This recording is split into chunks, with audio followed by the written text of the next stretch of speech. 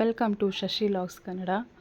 ನಾವು ಇವತ್ತಿನ ವಿಡಿಯೋದಲ್ಲಿ ತಮಿಳ್ನಾಡಿನ ಫೇಮಸ್ ಜಬ್ಬರ್ ಬಾಯಿ ಬಿರಿಯಾನಿನ ಮಾಡೋಣ. ಇವತ್ತು ಸಿಂಪಲ್ ಆಗಿರುತ್ತೆ, ತುಂಬ ಟೇಸ್ಟಿಯಾಗಿರುತ್ತೆ. ಮನೇಲಿ ಒಮ್ಮೆ ಟ್ರೈ ಮಾಡಿ ನೋಡಿ, ಮಕ್ಕಳಿಗೂ ತುಂಬ ಇಷ್ಟ ಆಗುತ್ತೆ. ಈ ಒಂದು ಜಬ್ಬರ್ ಬಾಯಿ ಬಿರಿಯಾನಿ ನಾನು ಮಾಡಿದ್ದೆ, ನಮ್ಮ ಮನೇಲಿ ಮಕ್ಕಳಿಗೆಲ್ಲ ಇಷ್ಟ ಆಯಿತು. ಸೊ ಸ್ಟಾರ್ಟ್ ಮಾಡೋಣ. ಈಗ ಮೊದಲನೇದಾಗಿ ಒಂದು ಪಾತ್ರೆ ತೊಗೊಂಡಿದ್ದೀನಿ, ಅದಕ್ಕೆ ಒಂದು 200 ml ಅಷ್ಟು ಆಯಿಲ್ನ ಸಹ ಸೇರಿಸ್ಕೊಂಡೆ. ಈಗ ಸೊ ಇಲ್ಲಿ ಈರುಳ್ಳಿನ ನಾನು ಸಣ್ಣದಾಗಿ ರೌಂಡ್ ಶೇಪಲ್ಲಿ ಹಚ್ಕೊಂಡೆ. ಈಗ ಅದನ್ನು ಎಣ್ಣೆಗೆ ಹಾಕ್ಕೊಂಡು ಫ್ರೈ ಮಾಡ್ಕೊಳ್ಳೋಣ. ಸ್ವಲ್ಪ ಕೆಂಪಗಾಗಲಿ ಈರುಳ್ಳಿ ಎಲ್ಲ. ಅದು ಈರುಳ್ಳಿ ತುಂಬ ಕೆಂಪಗಾದಷ್ಟು ಬಿರಿಯಾನಿ ತುಂಬ ಟೇಸ್ಟಿಯಾಗಿರುತ್ತೆ. ಇದಕ್ಕೆ ಒಂದು 3 ಇಂಚಷ್ಟು ಚಕ್ಕೆ ಮತ್ತು ಒಂದು 4 ಏಲಕ್ಕಿ, ಒಂದು 8ರಿಂದ 10 ಲವಂಗ ಹಾಕ್ಕೊಂಡು ಫ್ರೈ ಮಾಡ್ಕೊಳ್ಳೋಣ ಈರುಳ್ಳಿ ಜೊತೆಗೆ. ಸೊ ನಾವು ಎಣ್ಣೆಯಲ್ಲಿ ಈ ಚಿಲ್ಲಿ ಪೌಡ್ರನ್ನ ಹಾಕ್ಕೊಳ್ಳೋದ್ರಿಂದ ಒಳ್ಳೆ ಕಲರ್ ಬರುತ್ತೆ. ಸೊ ಎಣ್ಣೆಯಲ್ಲೇನೆ 1.5 ಟೇಬಲ್ ಸ್ಪೂನಷ್ಟು ಚಿಲ್ಲಿ ಪೌಡ್ರನ್ನ ಸಹ ಸೇರಿಸ್ಕೊಂಡು ನಾನೀಗ ಇಲ್ಲಿ ಫ್ರೈ ಮಾಡ್ಕೊತಿದ್ದೀನಿ.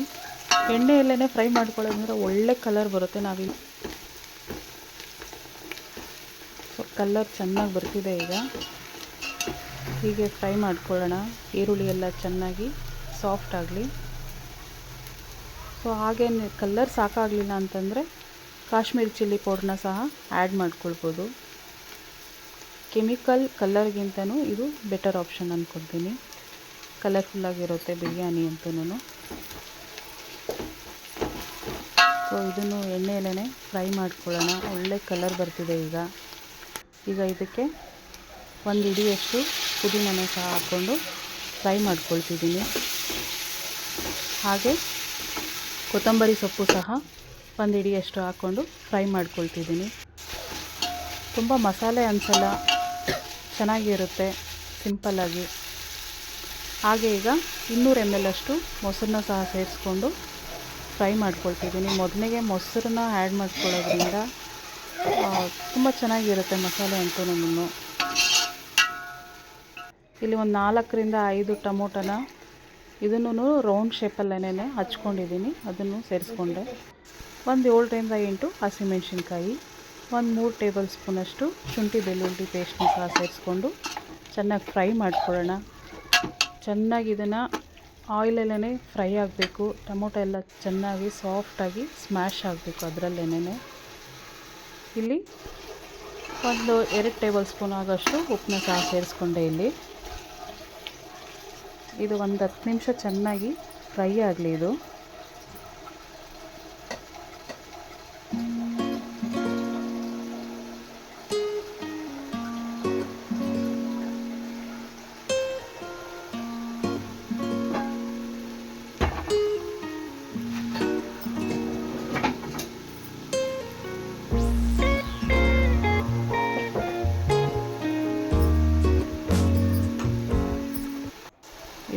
ಫ್ರೈ ಆಗ್ತಿದೆ. ಒಂದು ಕಡೆಗೆ ನಾನು 3 ಗ್ಲಾಸಷ್ಟು ಬಾಸುಮತಿ ರೈಸ್ನ ನೆನೆಸ್ಕೊಂಡಿದ್ದೀನಿ. ಹಾಗೆ ಒಂದು ಸೈಡ್ಗೆ ಬಿಸಿ ನೀರನ್ನ ಸಹ ಇಟ್ಕೊಂಡಿದ್ದೀನಿ. ಇದಕ್ಕೇನು ಅಳತೆ ಬೇಕಾಗಿರೋದಿಲ್ಲ. ಇದು ರೈಸ್ನ ನಾವು ಆಫ್ ಬಾಯ್ಲ್ ಮಾಡ್ಕೋಬೇಕಷ್ಟೇನೆ. ಸೊ ಅದಕ್ಕೇನು ಅಳತೆ ಬೇಕಾಗಿರಲ್ಲ.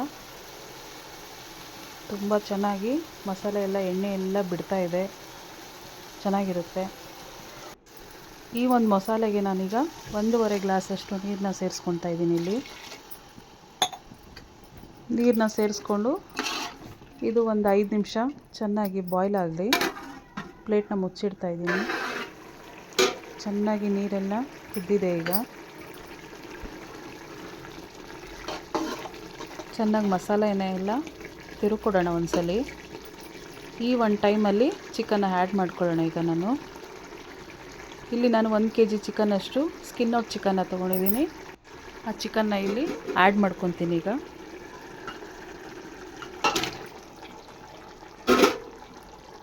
ಒಳ್ಳೆ ಮಸಾಲೆಗೆ ಈ ಚಿಕನ್ನ ಆ್ಯಡ್ ಮಾಡ್ತಿದ್ದೀನಿ. ಈಗ ಚೆನ್ನಾಗಿ ಮಿಕ್ಸ್ ಮಾಡಿ ಒಂದು 10ರಿಂದ 15 ನಿಮಿಷ ಆ ಮಸಾಲೆಯಲ್ಲೇ ಚಿಕನ್ನು ಬೇಯಬೇಕೀಗ. ಸೊ ಈಗ ಪ್ಲೇಟ್ ಮುಚ್ಚಿಟ್ಬಿಟ್ಟು ಒಂದು 10ರಿಂದ 15 ನಿಮಿಷ ಚಿಕನ್ನ ಬೇಯಿಸ್ಕೊಳ್ಳೋಣ. ಇಲ್ಲಿ ಅನ್ನ ಮಾಡ್ಕೊಳ್ಳೋಕ್ಕೆ ನೀರು ಸಹ ಚೆನ್ನಾಗಿ ಕಾದಿದೆ ನೀರು, ಅದಕ್ಕೆ ಅಕ್ಕಿ ಆ್ಯಡ್ ಮಾಡ್ಕೊಳ್ತಿದ್ದೀನಿ. ಅನ್ನ ಒಂದು ಹಾಫ್ ಬಾಯ್ಲಷ್ಟು ಬೆಂದರೆ ಸಾಕು.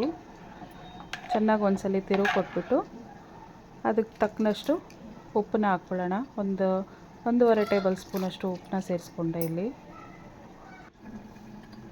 ಸೊ ಅನ್ನ ಸಹ ಆಗಿದೆ, ಇಲ್ಲಿ ಹಾಫ್ ಬಾಯ್ಲ್ ಆಗಿದೆ. ಈಗ ಸಾಕು, ಈ ಒಂದು ಹಾಫ್ ಬಾಯ್ಲಷ್ಟು ಬೆಂದರೆ ಅಷ್ಟೇ ಸಾಕು. ಸೊ ಇಲ್ಲಿ ನಾನು ನೀರು ಮತ್ತು ಅನ್ನನ ಸಪ್ರೇಟ್ ಮಾಡ್ಕೊಳ್ತಿದ್ದೀನಿ. ಆ ನೀರನ್ನ ವೇಸ್ಟ್ ಮಾಡೋದು ಬೇಡ, ಆ ನೀರು ಬೇಕಾಗುತ್ತೆ. ಸೊ ನಾವು ಪ್ಲೇಟ್ ತೆಗಿಬೇಕಾದ್ರೆ ಮೇಲ್ಗಡೆ ತೆಗಿಬಾರ್ದು, ಸೈಡಿಂದನೇ ಪ್ಲೇಟ್ ಯಾವತ್ತೂ ತೆಗಿಬೇಕು. ಯಾಕಂತಂದರೆ ಅದು ತುಂಬ ಬಿಸಿಯಾಗಿರುತ್ತಲ್ಲ, ಅದು ಆವಿ ಬಂದು ಕೈಗೆ ಹೊಡೆಯೋ ಚಾನ್ಸಸ್ ಇರುತ್ತೆ. ಸೊ ನಾವು ಪ್ಲೇಟ್ನ ಯಾವತ್ತೂ ಸೈಡಿಂದನೇ ತೆಗಿಬೇಕು. ಸೊ ನಾನು ಸಪ್ರೇಟ್ ಮಾಡ್ಕೊಂಡಿರೋ ಅನ್ನನ ಈ ಒಂದು ಪಾತ್ರೆಗೆ ಸೇರಿಸ್ಕೊಂಡೆ.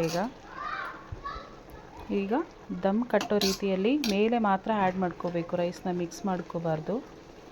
ಈ ಥರ ಅನ್ನನ ಸೇರಿಸ್ಕೊಂಡು ಅದು ಸ್ವಲ್ಪ ಓಪನ್ ಥರ ಸ್ಪೇಸ್ ಥರ ಮಾಡ್ಕೋಬೇಕು. ಯಾಕಂತಂದರೆ ಕೆಳಗಡೆಯಿಂದ ಅದು ಸ್ಟೀಮ್ ಬಂದರೆ ಮೇಲೆ ರೈಸ್ ಎಲ್ಲನೂ ಅನ್ನ ಎಲ್ಲನೂ ಚೆನ್ನಾಗಾಗುತ್ತೆ. ಅದು ಆಫ್ ಬಾಯ್ಲ್ ಇರುತ್ತಲ್ವ, ಸೊ ಅದು ಚೆನ್ನಾಗಿ ಸಾಫ್ಟ್ ಆಗುತ್ತೆ ಅನ್ನ ಎಲ್ಲನೂ.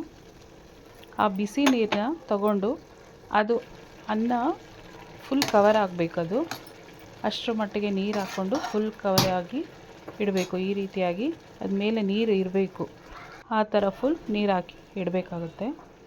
ಸೊ ಈಗ ಲಾಸ್ಟಿಗೆ ದಮ್ ಇಡ್ತಾಯಿದ್ದೀನಿ. ನೀರೆಲ್ಲ ಹಾಕಿ ಪ್ಲೇಟ್ ಮುಚ್ಚಿಟ್ಬಿಟ್ಟು ಅದ್ರ ಮೇಲೆ ಈ ಬಿಸಿ ನೀರು ಬಗ್ಸ್ಕೊಂಡಿರೋ ಬಿಸಿ ನೀರನ್ನೇ ಅದ್ರ ಮೇಲೆ ಇಟ್ಬಿಟ್ಟು ದಮ್ ಇಟ್ಟಿದ್ದೀನಿ.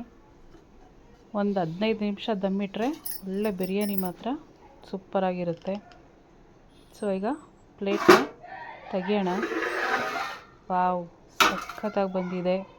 ಜಬ್ಬರ್ ಬಾಯ್ ಬಿರಿಯಾನಿ ಅಂತೂ ಸೂಪರಾಗಿ ಬಂದಿದೆ. ಒಮ್ಮೆ ಟ್ರೈ ಮಾಡಿ, ತುಂಬ ಚೆನ್ನಾಗಿರುತ್ತೆ. ನೋಡಿ, ರೈಸ್ ಮಾತ್ರ ಸಾಫ್ಟಾಗಿ ಬಂದಿದೆ.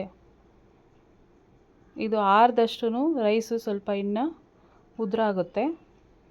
ಸೊ ಬಿಸಿ ಇರಬೇಕಾದ್ರೆ ನಿಧಾನಕ್ಕೆ ಕಲಿಸ್ಕೋಬೇಕು. ಯಾಕಂತಂದರೆ ಅದು ರೈಸ್ ಎಲ್ಲ ಒಡೆಯೋ ಚಾನ್ಸಸ್ ಇರುತ್ತೆ. ನಿಧಾನಕ್ಕೆ ಕೆಳಗಡೆಯಿಂದ ಮೇಲ್ಗಡೆ ಹಾಕಿ ನಿಧಾನಕ್ಕೆ ಕಲಿಸ್ಕೋಬೇಕು ಬಿರಿಯಾನಿನ. ಕೆಳಗಡೆ ಇರೋ ಮಸಾಲೆ ಎಲ್ಲ ಮೇಲ್ಗಡೆ ಹಾಕಿ ಮೇಲೆ ಇರೋ ರೈಸ್ ಎಲ್ಲ ಕೆಳಗಡೆ ಹಾಕ್ಕೊಂಡ್ರೆ ತುಂಬ ಚೆನ್ನಾಗಿರುತ್ತೆ. ಸೊ ಈಗ ನಾನೊಂದು ಪ್ಲೇಟ್ಗೆ ಸರ್ವ್ ಮಾಡ್ಕೊತೀನಿ ಬಿರಿಯಾನಿನ. ಒಮ್ಮೆ ಖಂಡಿತ ನೀವು ಮನೇಲಿ ಟ್ರೈ ಮಾಡಿ ನೋಡಿ, ತುಂಬ ಟೇಸ್ಟಿಯಾಗಿರುತ್ತೆ. ಬೇಗನೂ ಮಾಡ್ಕೋಬೋದು, ಸಿಂಪಲ್ಲಾಗಿರುತ್ತೆ, ಹೆವಿ ಮಸಾಲೆ ಅನಿಸಲ್ಲ, ಟೇಸ್ಟಿಯಾಗಂತೂ ಇರುತ್ತೆ.